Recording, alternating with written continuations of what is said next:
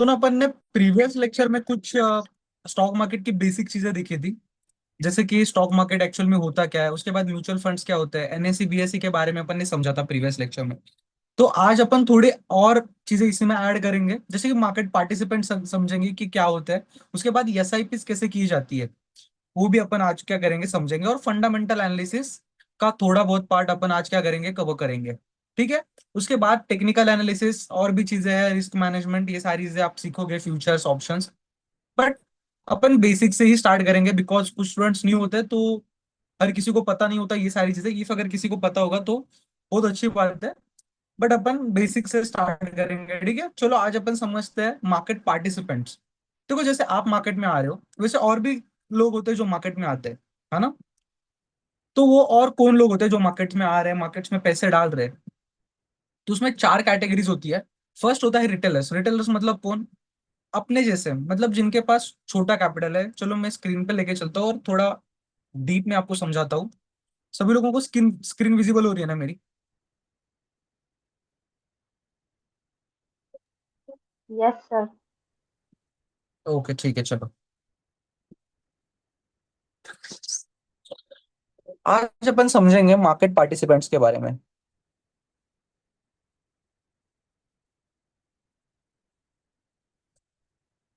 देखो मार्केट में कितने टाइप के लोग होते हैं। फर्स्ट होता है रिटेलर्स।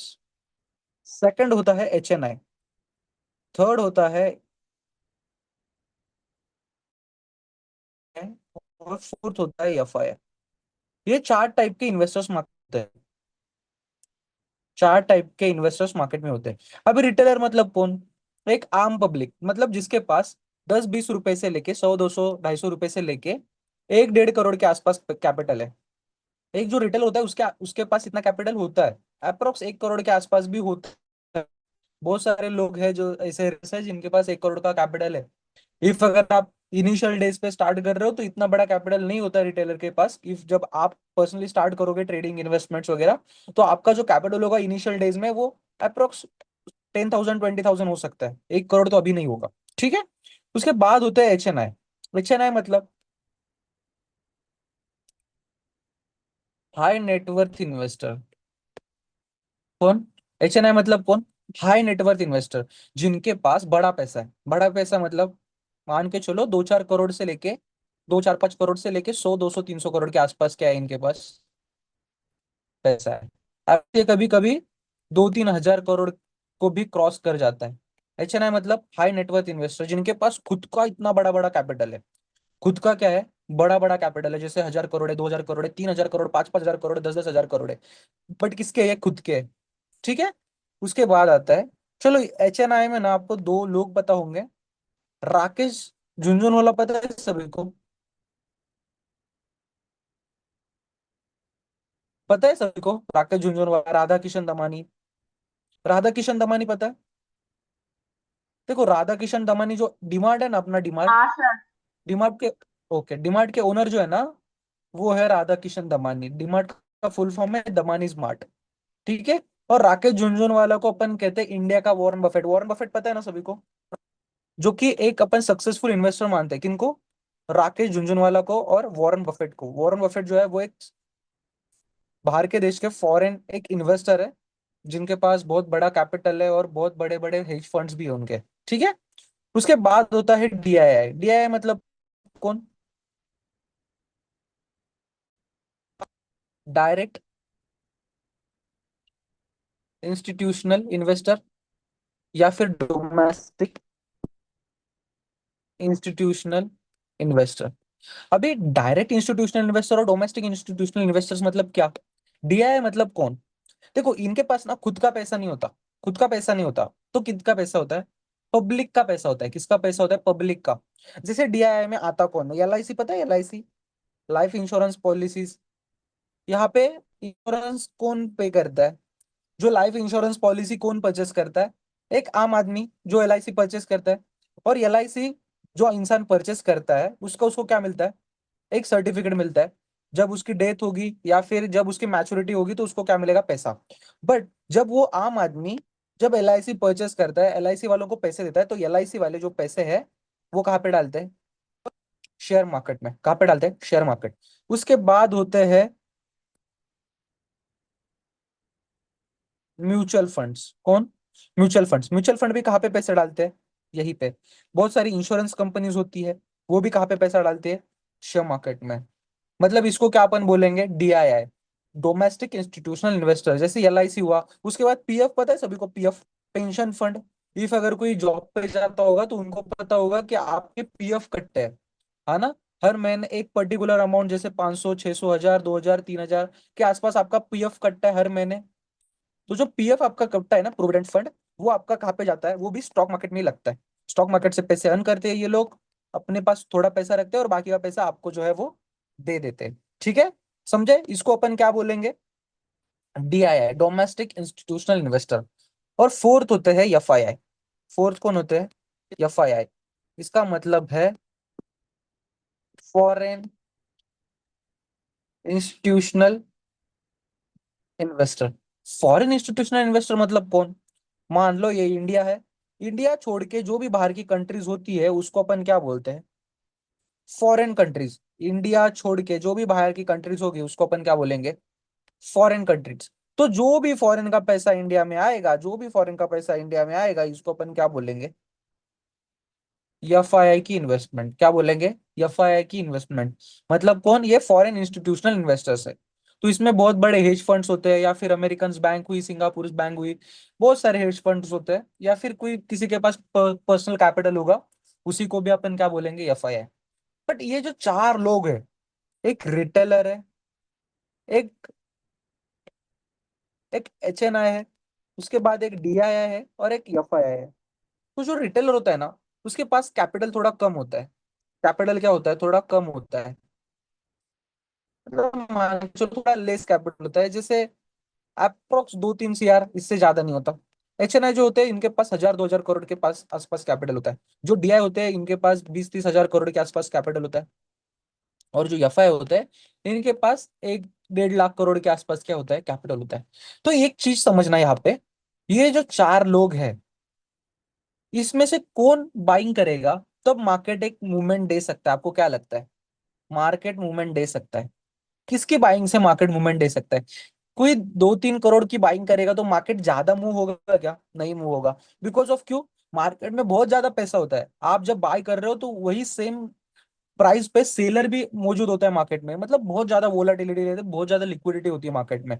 लिक्विडिटी मतलब numbers of buyers and sellers, बहुत ज्यादा numbers of buyers and sellers market में होते हैं। तो जो एचएनआई होते हैं, वो जब मार्केट में 100, 150, 150, 200 करोड़ की बाइंग करते हैं तो मार्केट में ज्यादा मूवमेंट आता है? डेफिनेटली नहीं आता। हाँ, बट मार्केट थोड़ा सा करेक्ट हो सकता है इफ अगर कोई शेयर्स में, जो एचएनआई होते हैं कोई शेयर्स में अगर एंट्री कर रहे हैं तो मार्केट थोड़ा सा ऊपर जा सकता है।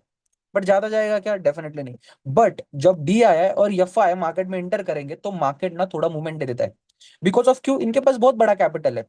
जब मार्केट में इतना बड़ा कैपिटल आएगा, 20,000 करोड़ का मार्केट में जब कैपिटल आएगा तो मार्केट डेफिनेटली थोड़ा सा तो अप मूव करेगा। जब 20,000 करोड़ डीआईआई मार्केट से निकाल लेंगे, बेच देंगे 20,000 करोड़ के शेयर्स, तो मार्केट थोड़ा सा तो नीचे गिरेगा ना। थोड़ा सा तो गिरेगा। आपको क्या लगता है, गिरेगा कि नहीं गिरेगा? डेफिनेटली मार्केट थोड़ा सा तो गिरता है या फिर उठता है। तो जब एफआईआई मार्केट में इन्वेस्टमेंट करेगा तो मार्केट क्या करेगा? डेफिनेटली इतनी बड़ी इन्वेस्टमेंट आ रही है तो मार्केट मूवमेंट देगा ही। जब एफआईआई मार्केट से इन्वेस्टमेंट निकालेंगे तो मार्केट जो है थोड़ा सा नीचे भी गिरेगा। थोड़ा सा ही नहीं, अच्छा खासा मार्केट मूवमेंट दे देता है जब एफआईआई बाइंग और सेलिंग करते हैं मार्केट में। बिकॉज ऑफ क्यों? बिकॉज बहुत बड़ा पैसा होता है एफआईआई डीआई के पास। ठीक है? सभी लोग समझे मार्केट पार्टिसिपेंट्स कितने टाइप्स के होते हैं? चार तरीके के लोग हैं जो मार्केट में आ रहे हैं। कौन कौन होते हैं वो लोग? एवरीवन, सभी लोग बता सकते हो अभी? कौन होते हैं? कौन होते हैं? एवरीवन, मैं सभी से आंसर रिटेलर, चाहता हूँ। ओके, और रिटेलर, एचएनआई, डीआईआई और एफआईआई। और राइट, एकदम राइट। देखो मार्केट में 4 टाइप्स के लोग होते हैं: रिटेलर्स, एफआईआई, डीआईआई और एचएनआई। एचएनआई मतलब कौन? जिसके पास खुद का कैपिटल है। जैसे मेरे पास, अगर मेरे पास 100-200 करोड़ होते तो मैं कौन होता? एक एचएनआई होता। ओके, राइट है, right side. Retailers, high net worth investors, और थर्ड कौन? डीआईआई और एफआईआई। ठीक है? डायरेक्ट इंस्टीट्यूशनल इन्वेस्टर्स और फॉरेन इंस्टीट्यूशनल्स। ठीक है साहिल जी, आप माइक ऑन करके भी बोल सकते हो, ठीक है। Okay okay okay, right right right. चलो, देखो फर्स्ट हुए कौन, रिटेलर्स, जिनके पास क्या है, थोड़ा थोड़ा कैपिटल है। सेकंड कौन हुए, एचएनआई, जिनके पास क्या है, खुद का कैपिटल है बट बहुत बड़ा कैपिटल है। उसके बाद कौन हुआ, डीआईआई। डीआईआई मतलब डोमेस्टिक इंस्टीट्यूशनल इन्वेस्टर्स, मतलब जो इंडिया से ही है बट उनके पास क्या है, बड़ा पैसा है। खुद का है क्या, नहीं। किसका पैसा है, आम जनता का है, मतलब पब्लिक का पैसा है। वो कौन कौन होता है, जो हेज फंड चला रहे होंगे। हेज फंड तो थोड़ा सा साइड में रखो, अभी तो इतना समझो, जो पीएफ है, पीएफ मतलब पेंशन फंड्स हुआ, उसके बाद म्यूचुअल फंड्स हुआ, उसके बाद और भी चीजें हैं जहां पे आप क्या करते हो, पैसे डालते हो, जैसे म्यूचुअल फंड्स है, ठीक है। एलआईसी पॉलिसीज है, इंश्योरेंस कंपनीज है। ये जब आप इंश्योरेंस परचेस करते हो, पैसे देते हो, तो वो आपका पैसा कहाँ पे लगाते हैं, शेयर मार्केट में। तो आप अगर खुद ये सारी चीजें सीख के खुद ही अगर मार्केट में इन्वेस्टमेंट करोगे, तो आपके लिए क्या है, बेनिफिशियल रहेगा ना आपके लिए। इफ अगर ये सारे लोग मार्केट में पैसे डाल रहे हैं, तो अगर आप खुद एनालाइज करके मार्केट में पैसे डालोगे, तो कितनी अच्छी बात है ना। तो खुद को एनालाइज करो, खुद सारे स्टॉक्स को देखो, परचेस करो, ठीक है। चलो, तो इसके बाद अपन समझेंगे एवरीवन, सभी लोगों को मैंने कल एसआईपी के बारे में बताया था, एसआईपी सिस्टमैटिक इन्वेस्टमेंट प्लानिंग के बारे में बताया था। अभी मुझे याद नहीं आ रहा, एवरीवन सभी लोग पता है मैंने बताया था क्या कल एसआईपी के बारे में, कि एसआईपी कैसे की जाती है मार्केट में। ओके चलो अपन समझते हैं, नो ओके ठीक है, चलो अपन समझते हैं एसआईपी कैसे होती है, बिकॉज काफी सारे स्टूडेंट्स का क्वेश्चन होता है कि सर एसआईपी के बारे में बताना। चलो तो अपन यहाँ पे समझते हैं पहले एसआईपी क्या होती है। आपको मैंने कल ना म्यूचुअल फंड्स बताया था। म्यूचुअल फंड क्या करता है, म्यूचुअल फंड्स के बारे में मैंने आपको कल बताया था। म्यूचुअल फंड क्या करता है, इनके पास क्या होता है, एनालाइजर होते हैं। इनके पास क्या होता है, ये फंड हाउस है मान के चलो। ये क्या है, फंड हाउस है। ऐसे नहीं दिखता फंड हाउस, बट आप समझ लो बस। ये क्या है, फंड हाउस है, मतलब म्यूचुअल फंड का ये क्या है, एक फंड हाउस है।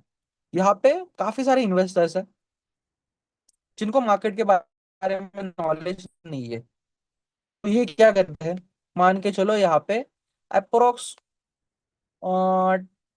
1 लाख इन्वेस्टर्स है, जिनको मार्केट का नॉलेज नहीं है। तो ये क्या करेंगे, इस फंड हाउसेस को पैसे देंगे।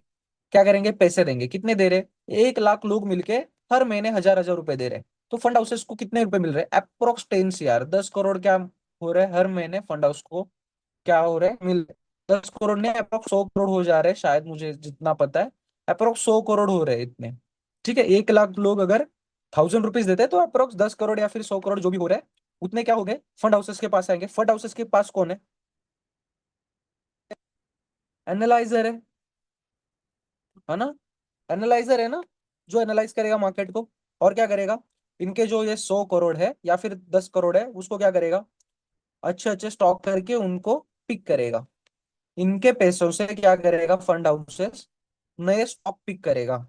जब ये स्टॉक की प्राइसेस बढ़ेगी, ये जो स्टॉक्स फंड हाउसेस ने पिक करके रखे, उनकी प्राइस अगर बढ़ेगी, तो क्या होगा, फंड हाउसेस को प्रॉफिट होगा। फंड हाउसेस को प्रॉफिट होना मतलब क्या, इनडायरेक्टली जो भी इन्वेस्टर्स ने फंड हाउसेस के पास पैसे दिए, उनके पैसे भी क्या हो गए, इंक्रीज हो गए। राइट, ये चीज होती है म्यूचुअल फंड में। तो इसी को थोड़ा एसआईपी के साथ अपन ज्वाइन करते हैं। एसआईपी होता क्या है, ये जो आप पैसे दे रहे हो ना, ये 10,000 रुपये दे रहे हैं, वो 10,000 रुपए, ये जो 1 लाख लोग हैं जो 10,000 हजार रुपए दे रहे हैं, वो कंटिन्यूसली हर महीने दे रहे हैं। क्या कर रहे हैं, हर महीने दे रहे हैं। इसी को अपन क्या बोलेंगे, SIP, सिस्टमैटिक इन्वेस्टमेंट प्लानिंग। क्या बोलेंगे, सिस्टमैटिक इन्वेस्टमेंट प्लानिंग। इसी को क्या बोलते हैं, SIP। आप क्या करते हो, ये जो फंड हाउसेस है, ये क्या है, ये चलो यहाँ पे फिर से मैं ड्रॉ करता हूँ। यहाँ पे क्या है, फंड हाउस है। यहाँ पे कौन है, इन्वेस्टर है। ये क्या करता है, हर महीने की एक पर्टिकुलर तारीख को, मान के चलो 1 तारीख है, 1 ऑफ, अभी कौन सा महीना चल रहा है, अगस्त ना, 1 ऑफ अगस्त, या फिर 10th ऑफ अगस्त, या फिर जब भी आपका पेमेंट होता है, 12th of August, 15th of अगस्त, जो भी आप एक डेट सिलेक्ट करके क्या करते हो, हर महीने की सेम तारीख को, मतलब आपने 10 अगस्त को SIP स्टार्ट किया, तो हर महीने की 10 तारीख को आपका क्या होगा, आपके अकाउंट से जो भी आप SIP कर रहे हो, मान के जो 1,000 रुपये SIP कर रहे हो, तो हर महीने की 10 तारीख को आपके अकाउंट से क्या होगा, पैसा कट होगा। किसके पास, फंड हाउसेस के पास। किसके पास जाएगा, फंड हाउसेस के पास। फंड हाउसेस क्या करेंगे फिर, आपका जो पैसा है वो करेंगे, इन्वेस्ट करेंगे कहाँ पे, स्टॉक मार्केट में। कहाँ पे इन्वेस्ट करेंगे, स्टॉक मार्केट में। ठीक है, समझा आप? इसी को अपन क्या बोलते हैं, एसआईपी। एसआईपी मतलब क्या, हर महीने की एक पर्टिकुलर डेट को आप क्या करोगे, 1 ऑफ अगस्त मान के चलो, 1 of August, 1 of September, 1 of October, 1 of November और 1 ऑफ दिसंबर। क्या करोगे आप, एसआईपी करोगे। एसआईपी मतलब हर महीने की एक पर्टिकुलर डेट को स्टॉक्स में इन्वेस्ट करोगे या फिर म्यूचुअल फंड में इन्वेस्ट करोगे, इसी को अपन क्या बोलते हैं, एसआईपी। देखो अभी आप अगर पूछोगे कि सर एसआईपी करना इंपॉर्टेंट है कि नहीं है, देखो ये इंडिविजुअली हर किसी के ऊपर डिपेंड करता है कि आप एसआईपी करना चाहते हो नहीं चाहते। बट डेफिनेटली इफ अगर आप एसआईपी करते हो लॉन्ग टर्म के लिए तो आपके लिए वो बेटर है। इफ अगर आप खुद सारी चीजें सीख के अगर स्टॉक पिक करते हो वो तो और भी ज्यादा बेटर है।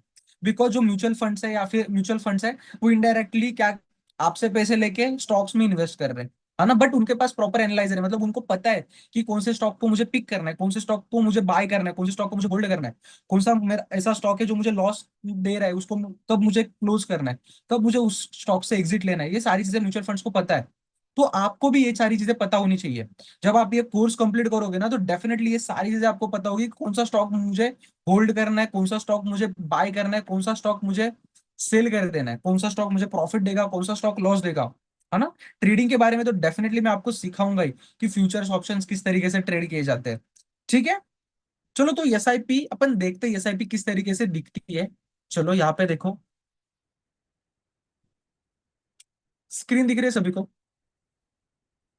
जस्ट 1 सेकेंड, स्क्रीन दिख रही है मेरी?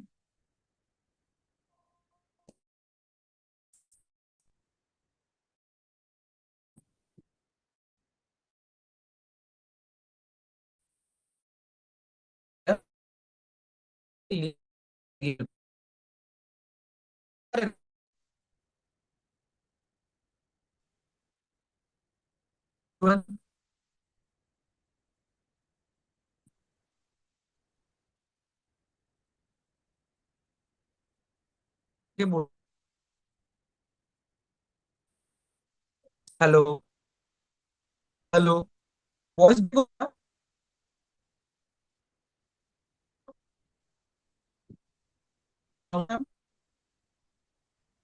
सर आपकी स्क्रीन भी नहीं दिख रही और आवाज बहुत ज्यादा कम कम आ रही है।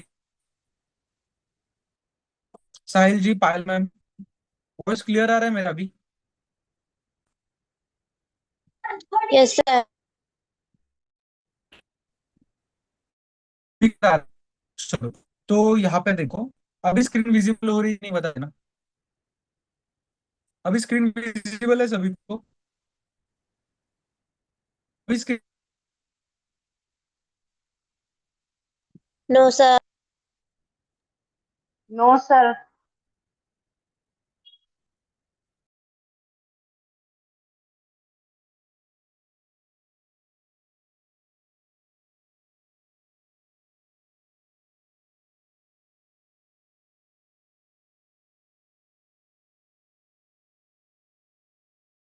अभी और देखो क्या, आपकी वजह तो open है शायद नेटवर्क को।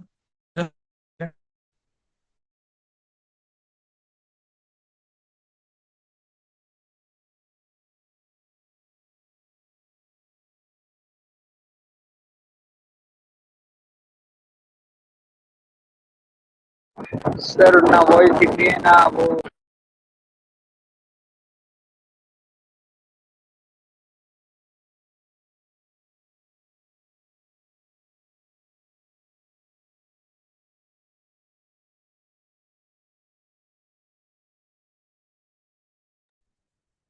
अभी क्लियर आ रहा होगा वॉइस, ठीक है।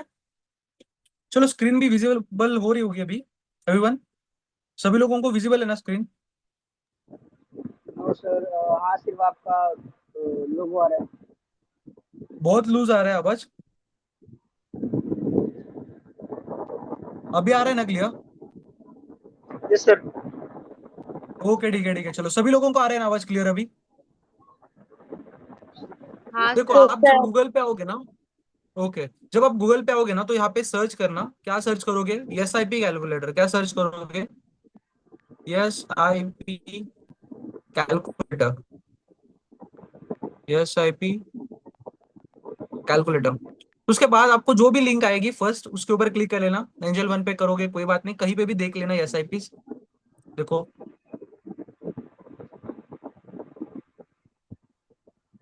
देखो आप यहाँ पे एक चीज नोटिस करना, SIP मतलब क्या? हर महीने आप क्या कर रहे हो, एक पर्टिकुलर अमाउंट किसको दे रहे हो? म्यूचुअल फंड्स को। किसको दे रहे हो? म्यूचुअल फंड को। देखो अप्रोक्स है ना, म्यूचुअल फंड्स 18 to 19 19 to 20 30% के आसपास रिटर्न दे देते हैं। मान के चलो आपकी अभी सैलरी कम है, आप एक जॉब पर्सन हो और आप SIP स्टार्ट करना चाहते हो। मान लो आप कितने पैसे से SIP स्टार्ट कर पाओगे? अप्रोक्स 5,000 मान के चलो। आप 5,000 से क्या कर रहे हो, SIP को स्टार्ट कर रहे हो। इफ अगर आप 5,000 से SIP स्टार्ट करते हो, जस्ट 1 सेकेंड, इफ अगर आप 5,000 से SIP स्टार्ट करते हो,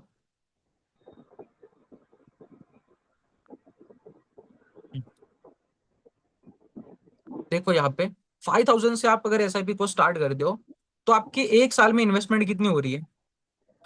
अप्रोक्स आपकी इन्वेस्टमेंट बन जा रही है 60,000 के आसपास। कितनी कितनी इन्वेस्टमेंट हो रही है आपकी विद इन अ ईयर? 60,000। और आपको रिटर्न्स कितने मिल रहे हैं? 6,000। अभी आप बोलोगे सर एक साल में 5,000 भर रहा हो और मुझे सिर्फ 6,000 ही रिटर्न आ रहे हैं। तो देखो ये जो SIP होती है ना, वो एक लॉन्ग टर्म का गेम है। जो स्टॉक मार्केट है ना, वो 1 2 साल का गेम नहीं है, एक लॉन्ग टर्म का गेम है।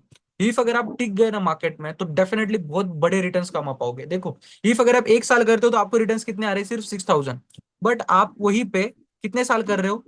2 साल कर रहे हो। कितने साल? 2 ईयर्स अगर आप करोगे 5,000 रुपीज, 19% के भी मिनिमम रिटर्न्स मिलेंगे आपको। तो 2 साल बाद आपकी इन्वेस्टमेंट कितनी हो रही है? अप्रोक्स 1,20,000। और आपके रिटर्न्स 28,000। अभी आप बोलोगे सर 28,000 तो आ रहे, बैंक भी इतना दे ही देता है। डेफिनेटली बैंक इतना नहीं देता। बैंक में अगर आप पैसे रखते तो अप्रोक्स आपको सिर्फ 10 12 हजार ही मिलते, बट यहाँ पे आपको 18,000 28,000 मिल रहे हैं।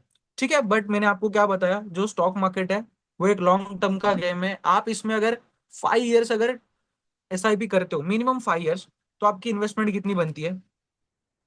अप्रोक्स 3 लाख की इन्वेस्टमेंट। और जो आपके रिटर्न्स बन के आते हैं वो अप्रोक्स 2 लाख से भी ज्यादा है। आपकी ये क्या है जो ऑरेंज कलर में दिख रही है, ये आपकी इन्वेस्टमेंट है। और ये जो ग्रीन कलर में आपको दिख रहा है ना, ये आपकी रिटर्न्स है और ये आपकी इन्वेस्टमेंट है। ठीक है, आप में से किसी का ना माइक ऑन है, माइक ऑफ कर लेना थोड़ा। ठीक है, बट यही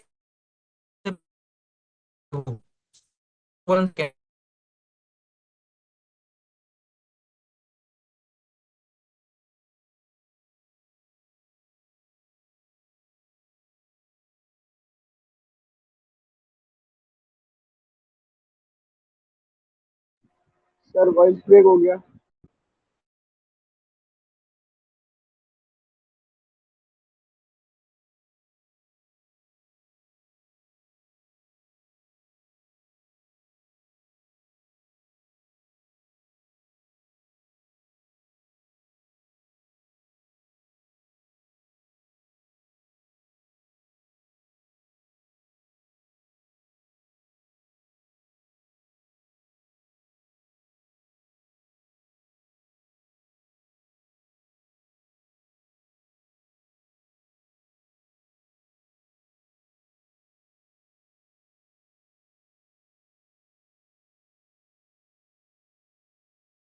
अभी क्लियर आ रही होगी। मैंने वो कट करके फिर से ज्वाइन किया था। ठीक है, चलो अभी स्क्रीन दिख रही है ना? इफ अगर आप यही चीज को अगर 15 साल के लिए कर पाते हो, SIP अगर 15 साल के लिए अगर कर पाते हो, तो आपके रिटर्न्स आप खुद ही देखो कितने बन जाते हैं। एक साल अगर आप 5,000, सिर्फ 5,000, सिर्फ 5,000 रुपए अगर आप 15 साल के लिए इन्वेस्ट करते हो, तो आपकी इन्वेस्टमेंट सिर्फ कितनी है? 9,000 ही बस इन्वेस्टमेंट है। 9 लाख रुपए बस आपकी इन्वेस्टमेंट है और आपके रिटर्न्स कितने हैं? 45 लाख। आफ्टर 15 ईयर्स आपके जो रिटर्न्स बन के आते हैं 45 लाख। 5,000 से आप 45 लाख सिर्फ विद इन 15 ईयर्स क्या कर सकते हो, बना सकते हो। इफ अगर मान के चलो आपकी एज है अभी 30, आपकी एज है 25 से लेके या फिर 20 अगर एज रहेगी तो बहुत बेटर है। इफ मान के चलो आपकी एज 25 है, आपकी एज क्या है 25, और आप सिर्फ 7,000 रुपीज SIP स्टार्ट कर रहे हो, जब तक आपकी 50 एज नहीं हो जाती तब तक, मतलब आफ्टर 25 ईयर्स, है ना, 25 अभी आपकी एज है, और 25 ईयर्स के लिए आप क्या करते हो, या फिर मान के चलो सिर्फ 10 साल के लिए ही आप क्या कर रहे हो, 15 साल के लिए आप क्या करते हो SIP, तो मान देखो आपके रिटर्न्स कितने बन के आते हैं। अप्रोक्स 12,60,000 की इन्वेस्टमेंट और 76 लाख रुपीज क्या है आपका रिटर्न्स बन के आ रहे हैं। मतलब आप अप्रोक्स 15 ईयर्स बाद, 15 साल बाद आप क्या कर सकते हो, आपकी लाइफ का रिटायरमेंट प्लान भी कर सकते हो। इतने में रिटायरमेंट प्लान करना बहुत अच्छी बात नहीं है, बट ये 76 लाख रुपीज एक मिडिल क्लास आदमी के लिए इनफ है ना, एक इनफ अमाउंट है। ठीक है, तो ये आपके ऊपर डिपेंड करता है आप कितनी SIP करते हो। बट यहाँ पे देखो, चलो मैं एंजल वन में दिखाता हूँ अप्रोक्स जो म्यूचुअल फंड्स होते हैं वो कितने रिटर्न्स आपको दे देते हैं, है ना। इफ अपन देखते हैं, कंपैरिजन करेंगे कौन सा म्यूचुअल फंड आपको अच्छे रिटर्न्स दे देता है। ठीक है, जस्ट 1 सेकेंड। चलो यहाँ पे अपन देखते हैं, ये म्यूचुअल फंड्स के सेगमेंट्स में अपन आए। इस सेगमेंट में अपन देखते हैं कौन से ऐसे म्यूचुअल फंड्स है जो आपको अच्छे रिटर्न्स दे पा रहे हैं। देखो यहाँ पे व्यू ऑल पे अगर आप क्लिक करोगे तो आपको यहाँ पे सभी म्यूचुअल फंड्स दिखेंगे, कि जो भी म्यूचुअल फंड्स है आपको यहाँ पे दिख रहा है, कोई भी ऐसा म्यूचुअल फंड आपको नहीं दिखेगा जो 20% से नीचे आपको रिटर्न्स दिया है। अगर आप HDFC का अगर देखोगे, ये HDFC का स्मॉल कैप है, HDFC का स्मॉल कैप म्यूचुअल फंड है। मोतीलाल ओसवाल का मिड कैप है, उसके बाद HDFC का मिड कैप है, उसके बाद SBI का एक पराग पारी का फ्लेक्सी कैप म्यूचुअल फंड है, ICICI का है। इफ अगर एवरेज भी देखोगे तो 24, 28, 20, 26, 25, 24, मतलब एवरेज अगर 24 भी लेते हैं, बिकॉज 24, 28, 24, 25, 26, 30, 28, 27, 21, मतलब अप्रोक्स अपन 24 भी लेते हैं, 24% के अगर रिटर्न आपको मिलते हैं मार्केट में, इतने सिर्फ 24% के, जो कि मार्केट में आपके सामने दिए भी है।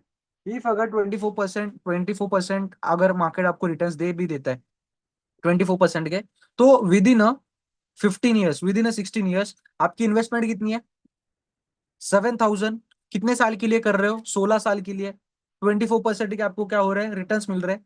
आपकी इन्वेस्टमेंट कितनी बन रही है, 13 लाख, 13,44,000। और आपके रिटर्न्स कितने बन रहे हैं, 1,54,00,000। अप्रोक्स 1,67,00,000 का आपका क्या बन रहा है, कॉर्पस बन रहा है। एक मिडिल क्लास फैमिली के लिए ये अमाउंट इनफ है, मतलब इनफ ही है। ठीक है, इफ अगर आप कंसिस्टेंटली 15-16 साल मार्केट में इन्वेस्टेड हो, ऐसा नहीं मैं बोल रहा कि सिर्फ 7,000 ही करो। इफ अगर आपको ऐसा लग रहा है मुझे जल्दी रिटायरमेंट चाहिए, तो अमाउंट को बढ़ाते जाओ। आपकी सैलरी जो आ रही है उसके 30-20% आप ट्राई करो मार्केट में इन्वेस्टमेंट करने के लिए, बिकॉज ऑफ क्यों, मार्केट आपको इन फ्यूचर अच्छे रिटर्न्स क्या कर सकता है, दे सकता है।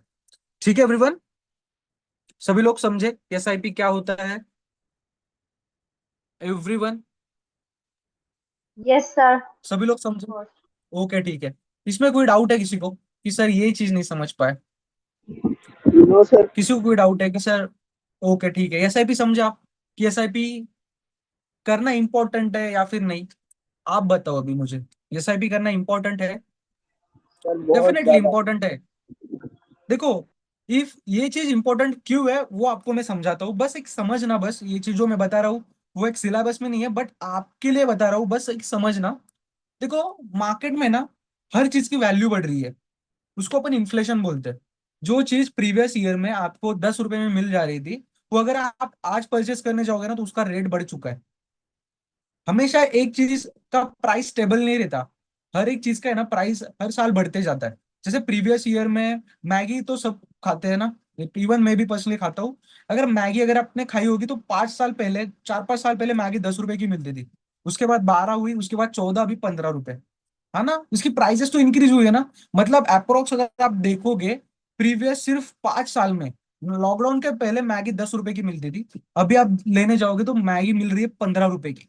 मतलब इसमें कितना परसेंट का इंक्रीमेंट हुआ है, मतलब कितना परसेंट की मैगी की वैल्यू बढ़ी है, कितने परसेंटेज से मैगी की वैल्यू बढ़ी है, fifty approx fifty percent percent है ना, मतलब 10 रुपए की थी अभी 15 हुई, मतलब 5 रुपए बढ़ी, 5 रुपए मतलब 10 के 5 रुपए, मतलब अप्रोक्स 50% क्या हुई है, मैगी की प्राइस बढ़ी है। तो आपकी सैलरी बढ़ी है क्या 50% से? डेफिनेटली नहीं। जो भी आपने बैंक में पैसे डाले थे ना, उसकी प्राइस 50% बढ़ी है क्या? 50% डेफिनेटली नहीं बढ़ी। लॉकडाउन के पहले आपने मान के चलो 1 लाख रुपए एफडी बना के रखी होती, 1 लाख की क्या की होती आपने, एफडी बना के रखी होती बैंक में। बैंक अप्रोक्स है ना 6 to 8% के आसपास रिटर्न देता है। कितने? 6 to 8%। और जो रिटर्न होते हैं ना वो आपके बेस वैल्यू पे होते हैं। बेस वैल्यू मतलब आपने 1 लाख रुपए अगर इन्वेस्ट किए ना, तो आपको जो इंटरेस्ट मिलेगा वो 1 लाख के ऊपर ही मिलेगा। हर साल जो आपको इंटरेस्ट मिल रहा है 1 लाख के ऊपर ही मिलेगा। मतलब 1 लाख रुपए 2020 में आपने इन्वेस्ट करके रखे, तो मान के चलो 1 लाख की है, तो आपको जो रिटर्न्स मिल रहे हैं, एक रिटर्न्स मिल रहे हैं अप्रोक्स 6% के, मतलब हर साल 6,000 मिलते हैं। अभी 5 साल हो गए, मतलब अप्रोक्स 5 साल में आपको रिटर्न्स कितने मिले? 30,000, है ना। 6 इंटू अगर 5 करोगे तो अप्रोक्स 30 हो जा रहा है। मतलब आपको रिटर्न्स कितने मिले? अप्रोक्स 50,000 के। Just 1 second.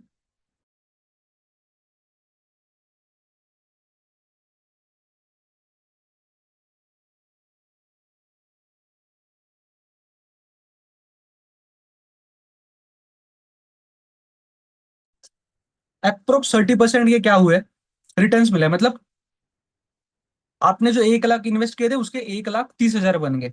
बट मान के मतलब समझो बस इस बात को, 1 लाख रुपए की अगर आपने 2020 में मैगी ली होती तो आप कितने मैगी ले पाते? 1 लाख के अप्रोक्स 10,000 मैगी ले पाते, बिकॉज एक मैगी 10 रुपए की थी। अब भी आप अगर 10,000 मैगी परचेस करने जाओगे तो कितने आपको पैसे लगेंगे? 1,50,000 लगेंगे। बिकॉज क्यों? 50% से मैगी के प्राइस क्या हुए, इंक्रीज हुए। मतलब एक मैगी की प्राइस क्या है अभी? 15 रुपए। मतलब 10,000 इंटू अगर 15 करोगे तो 1,50,000 क्या हो रहे हैं आपको लग रहे। बट आपने जो बैंक में पैसे रखे थे उसकी वैल्यू क्या बनी अभी? सिर्फ 1,30,000 ही। मतलब इसका क्या है, इन्फ्लेशन जो है ना वो आपके पैसे को खा रहा है। आप बैंक में जो पैसे रख रहे हो ना, इन्फ्लेशन उससे भी ज्यादा है। मतलब मार्केट में उस, मतलब किसी भी प्रोडक्ट की प्राइस अप्रोक्स 6 to 8% के आसपास बढ़ रही है, बट आपके पैसे भी उसी के आसपास ही बढ़ रहे हैं। तो आपके पैसे बढ़ रहे हैं बस, बट उसकी वैल्यू बढ़ रही है? डेफिनेटली नहीं। तो इसी को अपन इन्फ्लेशन बोलते हैं, परचेसिंग पावर पैरिटी। मतलब जो चीज आप 2020 में 1 लाख में परचेस कर पा रहे थे, आज आप उसी चीज को बाय करने के लिए 1.5 लाख रुपए देने पड़ रहे हैं। बट आपके जो 1 लाख थे लॉकडाउन के टाइम पे 2019-20 में, उसकी प्राइस अभी तो 80,000 ही बची है। ऐसा है उसका। ठीक है। तो मार्केट में इन्वेस्टमेंट करना इसके लिए इंपॉर्टेंट है, बिकॉज इन्फ्लेशन आपके पैसों को क्या करता है, खाता है। जब आपके पैसे 20 साल बाद, अभी आप बोलोगे सर 15 साल, 20 साल, 25 साल मुझे रुकना है, तो इतना मैं कैसे रुक सकता हूँ, है ना मोहसिन मैम, आप बोलोगे ना, साहिल जी आप बोलोगे ना कि सर 20 साल रुकना है, क्या करेंगे, करूं मैं इतना साल बाद मुझे अगर पैसा आएगा तो उसका मैं क्या करूंगा, मुझे अभी इंजॉय करना है। तो उसके लिए भी है, आप स्कैल्प कर सकते हो, स्कैल्पिंग में ट्रेडिंग कर सकते हो। ठीक है। मतलब स्कैल्प कर सकते हो, छोटे मोटे स्टॉक्स में इंटर कर सकते हो, छोटा मोटा प्रॉफिट निकाल के एग्जिट कर सकते हो, और भी चीजें कर सकते हो। बट एसआईपी अगर करते हो लॉन्ग टर्म के लिए तो बहुत बेटर होता है आप ही के लिए वो भी। ठीक है। Yes sir. समझा? देखो और एक बात बताओ, आप ही मुझे कोई भी एक पर्सन यहाँ से कोई भी एक कंपनी का नाम बता देना, अपन देखेंगे कि स्टॉक्स ने अच्छे रिटर्न्स दिए या फिर बैंक्स ने। कोई भी एक आप ही बता देना, कोई भी एक कंपनी, कोई भी एक कंपनी अपन देखेंगे 2020 में उसकी प्राइस क्या थी, और अभी देखेंगे 2020 में मैगी की प्राइस मुझे पता है 10 रुपए थी, अभी 15 रुपए चल रही है। या फिर जो अंडे मिल रहे थे मुझे वो पता है कि लॉकडाउन के पहले अप्रोक्स 3 4 4 रुपए के मिलते थे, अभी 6 रुपए, 6.5 7 रुपए हो गए। मतलब अप्रोक्स अंडे की प्राइस डबल हो चुकी है। तो अपन भी देखेंगे कि बैंक में पैसे अगर रखना मेरे लिए अच्छा है या फिर किसी स्टॉक्स में इन्वेस्ट करना। आप में से कोई भी एक कंपनी का नाम बता देना, कोई भी एक स्टॉक बता दो, कोई भी एक सर कंपनी जो इक्लेयर्स, आपको पता होगी। कौन सा इक्लेयर्स कौन सा? Toffee company, TCS. Eclairs toffee company. एक सेकंड, एक सेकंड, पार्ले, आवाज नहीं आ। Sir Parle company. पार्ले, पार्ले। पार्ले जो है वो ब्रिटानिया, शायद सर पार्ले के पार्ले, प्रोडक्ट्स है जो, पार्ले सर का शेयर पार्ले, है। सर पार्ले का मैं बता रहा हूँ सबसे बेस्ट एग्जांपल वो इक्लेयर्स टॉफी, जो पहले एक की चार आती थी, आज के टाइम पे एक की एक। Right, right, right, right. मतलब देखो हर एक चीज की ना प्राइस बढ़ रही है। देखो अपन देखेंगे, मैंने इवन जब मेरा आपको एग्जांपल देता हूँ, मैंने जो टाटा मोटर्स का शेयर है वो अप्रोक्स 84 रुपीज पे बाय किया था। और आज मतलब वो टाइम पे मैंने कुछ 400 450 मेरे पास शेयर्स थे, मतलब 400 450 मैंने वो टाइम पे शेयर्स बाय करके रखे थे, सिर्फ 84 रुपीज का था। 1200 का हाई लगवा के आया टाटा मोटर्स। अभी भी मेरे पास वो सारी क्वांटिटीज होल्ड है, बट एवरेज बाइंग प्राइस अभी मेरी 84 की नहीं है, बिकॉज उसके बाद भी मैंने बाइंग की है। 600 रुपए पे भी मेरी बाइंग्स है, बट वो टाइम में मैंने जब बाई किया था सिर्फ 84 रुपीज पे मेरी बाइंग पड़ी थी। अभी मेरे पास बहुत हेवी क्वांटिटी में टाटा मोटर्स के शेयर्स। बट एग्जांपल दे रहा हूँ बस आपको, बस समझना कि टाटा मोटर्स ने मुझे कितने रिटर्न्स दिए हैं, या फिर आप और कोई भी शेयर्स अपन देखेंगे, कोई भी कुछ भी शेयर्स देखेंगे। चलो यहाँ पे आओ, ट्रेडिंग व्यू पे। यहाँ पे मैं पर्सनली शेयर्स को देखता हूँ। कोई भी अपन शेयर्स देखेंगे, आप टाटा मोटर्स लेते हैं पहले तो। ये देखो टाटा मोटर्स, इसको अपन देखेंगे टाटा मोटर्स को।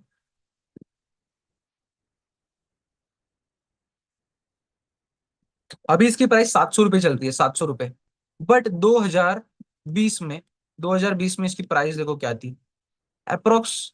मैंने यहाँ पे 84 रुपीज पे मेरी बाइंग की है, जो 84 है ना, यहीं पे कहीं पे मैंने बाइंग किया था। मान के चलो आप कहीं पे 100 200 रुपए पे भी बाई करते हैं, तो आपका कैपिटल जो है 100 रुपए का एक शेयर बाई करते, सिर्फ 1 लाख रुपए लगा देते, या फिर मान के चलो आपके पास पैसे नहीं है, सिर्फ 10 शेयर बाई करते। 10 शेयर आपको कितने में आ जाते?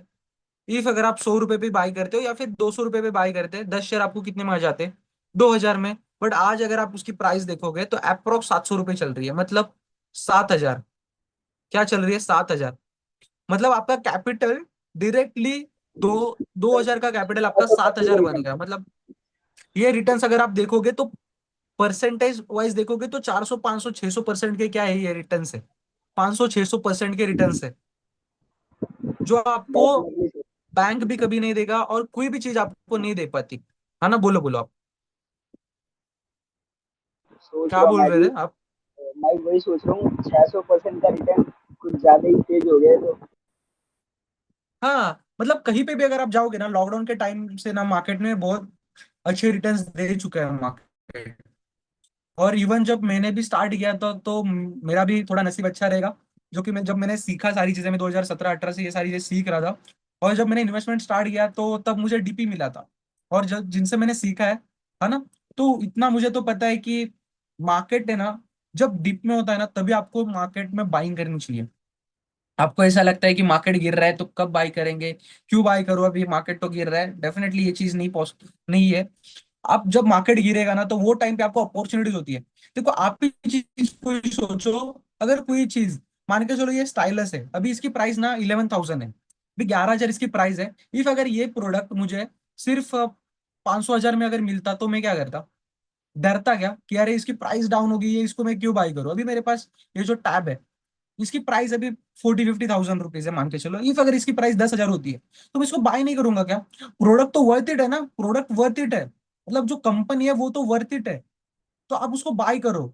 जब ऐसा हो सकता है मार्केट के में कोई क्राइसिस है, कुछ भी पैंडमिक है, इसकी वजह से मार्केट गिरता है, या फिर कोई भी रीजन हो सकता है, न्यूज की वजह से मार्केट गिरता है, बट मार्केट जितना गिरता है उससे भी ज्यादा मार्केट बाउंस बैक करके ऊपर चला जाता है। तो मार्केट में इन्वेस्टमेंट करो, कुछ भी करो बट इन्वेस्टमेंट करो। देखो, ये चीज मैं आपको ये नहीं बोल रहा कि कोई स्टॉक नहीं बता रहा, आप पर्सनली ये सारी चीजें सीखो, सीख के इन्वेस्टमेंट करो, डायरेक्टली मत करो, हर एक चीज सीखो समझो उसके बाद ही इन्वेस्ट करो। ठीक है Sahil ji, Payal ma'am, Mohsin ma'am, yes sir. Everyone. Okay ठीक है, चलो। तो अपन यस समझते सर। हैं उसके आप। ओके ओके, डेफिनेटली आप सीखोगे समझोगे। चलो तो अपन समझते हैं टेक्निकल एनालिसिस और फंडामेंटल एनालिसिस। देखो ये थोड़ा एडवांस पार्ट है, फंडामेंटल और टेक्निकल। फंडामेंटल एनालिसिस और टेक्निकल एनालिसिस ये दोनों चीजें ना आपको बहुत ज्यादा इंपॉर्टेंट है। बिकॉज ऑफ क्यों? देखो मार्केट में आप आ रहे हो ना तो दो ही चीजों के लिए आते हो, दो ही चीजों से प्रॉफिट भी बनता है, एक होता है इन्वेस्टमेंट और सेकंड होता है ट्रेडिंग। इफ अगर आपको इन्वेस्टमेंट करना है तो आपको फंडामेंटल एनालिसिस आना इंपॉर्टेंट है। फंडामेंटल एनालिसिस में क्या क्या होता है, जैसे कंपनी का पी रेशो हुआ, डेब्ट टू इक्विटी रेशो हुआ, रेशोज होते हैं बहुत सारे, उसको आपको देखना होता है। उसके बाद होता है प्रोज और कॉन्स, मतलब कंपनी कैसे क्या अच्छी चीजें कर रही है, क्या बुरी चीजें कर रही है। उसके बाद आपको देखना होता है कंपनी के एसेट्स लायबिलिटीज वगैरह, कंपनी का कैश फ्लो क्या है, कंपनी किस तरीके से सेल्स कर रही है, किस तरीके से प्रॉफिट्स बना रही है, कंपनी आगे जाके सस्टेन कर पाएगी नहीं कर पाएगी, ये सारी चीजें आपको क्या करनी होती है, देखनी होती है, किसमें? फंडामेंटल एनालिसिस में। वो आप देख के क्या कर सकते हो, अच्छे स्टॉक पिक कर पाते हो। स्टॉक पिक कर पाते हो मतलब क्या? अच्छे स्टॉक की एक लिस्ट बना पाते हो फंडामेंटल एनालिसिस करके। सेकंड होता है टेक्निकल एनालिसिस। टेक्निकल एनालिसिस में क्या होता है, आप चार्ट का स्टडी करते हो, जैसे ट्रेंड लाइंस हुआ, मार्केट का स्ट्रक्चर हुआ, मार्केट कब बुलिश है कब बेरिश है। बुलिश मार्केट में आप क्या करोगे, मार्केट में बाइंग प्लान करोगे। ठीक है। तो आप फंडामेंटल एनालिसिस आपको क्या बताता है, कौन सा स्टॉक अच्छा है, और जो टेक्निकल एनालिसिस होता है वो आपको बताता है वो अच्छे स्टॉक को बाय कब करना है। तो दोनों चीजें करस्पॉन्डेंसली इंपॉर्टेंट है, दोनों चीजें पैरेलल है, कि ये चीज इतनी इंपॉर्टेंट है सेम दूसरी चीज इंपॉर्टेंट है। इफ इन्वेस्टमेंट करना है तो भी दोनों चीजें इंपॉर्टेंट है, और अगर ट्रेडिंग करना है तो टेक्निकल एनालिसिस इंपॉर्टेंट है। देखो फंडामेंटल एनालिसिस स्टडी करना बहुत डीप होता है, मतलब बहुत ज्यादा उसमें चीजें देखनी होती है। बट आप अच्छे स्टॉक आपको अगर पता होंगे कि हाँ ये जो कंपनी है 10-20 कंपनी ये अच्छी ही है, तो उनको एनालाइज करो, जाके डायरेक्टली टेक्निकली चार्ट्स पे एनालाइज करो कि हाँ ये जो चीजें हैं वो अब अगर मैं लगा के देख पाता हूँ कि मार्केट में कौन से स्ट्रक्चर्स बन रहे हैं, मार्केट क्या कर रहा है, क्या चीजें फॉर्म कर रहा है, तो मैं उसको बाई कर सकता हूँ। है ना। तो टेक्निकल एनालिसिस लगा के आप क्या कर सकते हो, किसी भी अच्छे स्टॉक को पिक कर सकते हो। ठीक है एवरीवन। तो दो चीजें हैं मार्केट में, फर्स्ट फंडामेंटल और सेकंड टेक्निकल। ठीक है। तो दोनों चीजें अपन समझेंगे अच्छे से कि मार्केट में कौन सी चीज ज्यादा इंपॉर्टेंट है कौन सी चीज कम इंपॉर्टेंट है, ऐसे नहीं है, दोनों चीजें पैरेलल है, दोनों चीजें आपको सेम इंपॉर्टेंस देना है। ठीक है। उसके बाद अपन सीखेंगे फ्यूचर्स एंड ऑप्शंस। फ्यूचर्स मतलब क्या और ऑप्शंस मतलब क्या। उसके बाद टेक्निकल एनालिसिस में कैंडल स्टिक्स होती है, चार्ट पैटर्न्स होते हैं, और उससे इंपॉर्टेंट है ना स्ट्रक्चर मार्किंग है। और जो चीज मैं पर्सनली ट्रेड करता हूँ डेफिनेटली वो चीज है ना मार्केट में वर्क होगी, आप उसको अच्छे से एनालाइज करना, अच्छे से सीखना और समझना।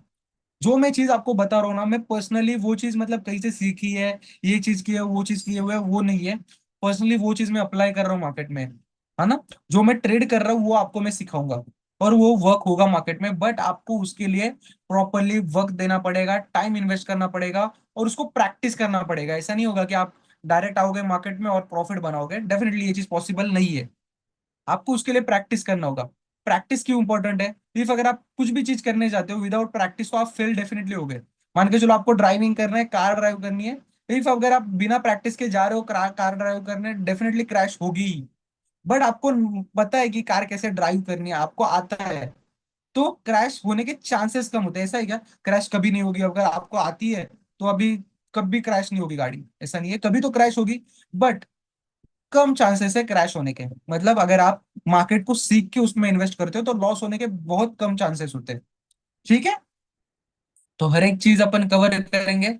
सभी लोग समझ पाई एसआईपी क्यों इंपॉर्टेंट है, म्यूचुअल फंड्स क्या वर्क करते हैं। पिछले लेक्चर में अपन ने समझा था बेसिक सारी है एवरीवन। हाँ बोलो साहिल जी, बोलो बोलो। आपका वॉइस थोड़ा सा ब्रेक हो रहा था, चलो कोई बात नहीं।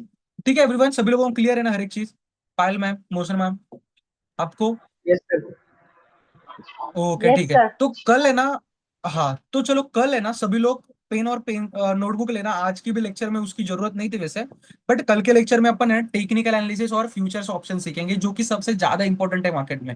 वो अगर आप चीज सीख गए ना तो मार्केट को अंडरस्टैंड करना आ जाएगा, आपको मार्केट को समझना आ जाएगा।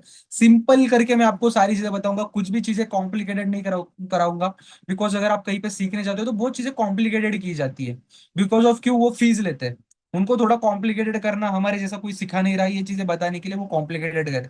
बट हर एक चीज सिंपल है, बहुत सिंपल सिंपल चीजें होती है, उसी को फॉलो करो, डेफिनेटली आप प्रॉफिटेबल ट्रेडर बन पाओगे, प्रॉफिटेबल इन्वेस्टर बन पाओगे। ठीक है। बट सर मैं आई जो हैव चीजें अ बताऊँ क्वेश्चन उसको, टू। हाँ बोलो बोलो मैम। अभी कंटिन्यूअसली आपकी 3 क्लासेस हुई थी, मैंने तीनों अटेंड की थी, और ऑब्वियसली आप हम्म। मुझे बहुत अच्छा सिखा रहे थे, तो मैंने नोट और पेन से सब राइट भी किया है। बट अब मैं ये पूछना चाहूंगी थी, ये वाली क्लास तो अभी कंटिन्यूअसली होगी ना? बिकॉज मेरे हाँ कोर डिटेल्स डेफिनेटली का सब भी। नहीं और नहीं है, नहीं नहीं इसलिए। नहीं, आप टेलीग्राम ग्रुप में ऐड हो ना वहाँ पे। हाँ हाँ। हाँ तो आपको लिंक वहां पे आ जाएगी, डेली लिंक आएगी।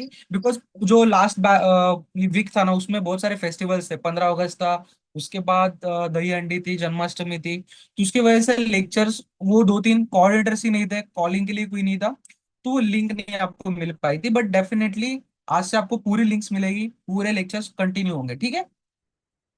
आप आ जाना कल, डेफिनेटली हर एक चीज मैं आपको कवर अप करूंगा, जो भी डाउट्स होंगे वो भी क्लियर कर देंगे हम आपके। ठीक है। ओके। ओके ठीक है। ओके ठीक मैम है। चलो। तो आज का सेशन अपन यहीं पे क्लोज करते हैं, एंड करते हैं। कल सभी लोग है ना टाइम पे आ जाना, मुझे इतना तो पता है आप सभी लोग आ रहे हो टाइम पे। डेफिनेटली कल अपन